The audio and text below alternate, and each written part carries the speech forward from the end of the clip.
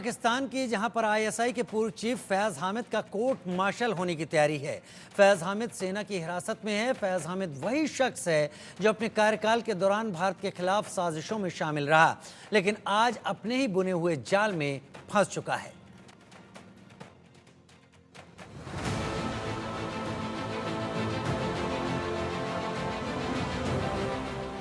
कहते हैं ना, जैसी करनी वैसी भरनी। ये कहावत पाकिस्तान के पूर्व आईएसआई चीफ फैज हमीद पर बिल्कुल सटीक बैठ रही है।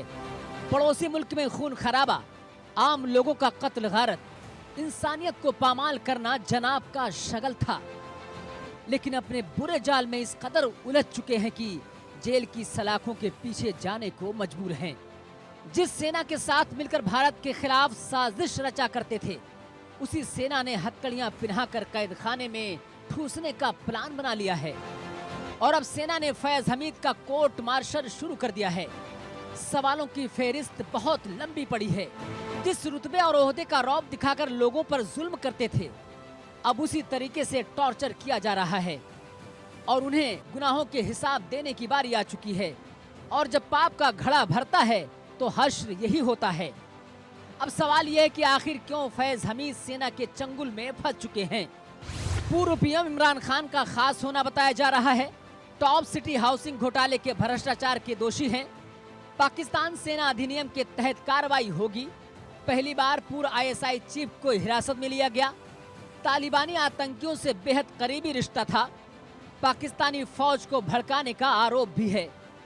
फैज हमीद साल 2019 से 2022 तक पाकिस्तान की खुफिया एजेंसी आईएसआई के प्रमुख रहे हैं। पिछले साल 14 नवंबर को सुप्रीम कोर्ट ने आदेश में कहा था कि फैज पर लगे आरोपों को नजरअंदाज नहीं किया जा सकता।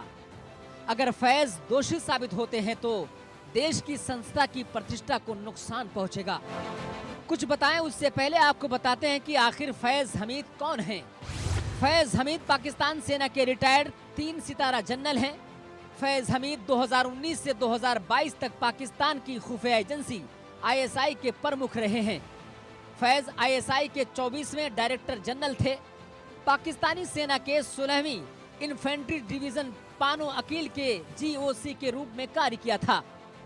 इमरान खान के करीबी माने जाने वाले फैज हमीद 10 दिसंबर 2022 को रिटायर हुए। फिलहाल पाकिस्तान सेना ने आईएसआई के पूर्व प्रमुख लेफ्टिनेंट जनरल फैज हमीद को गिरफ्तार कर लिया है।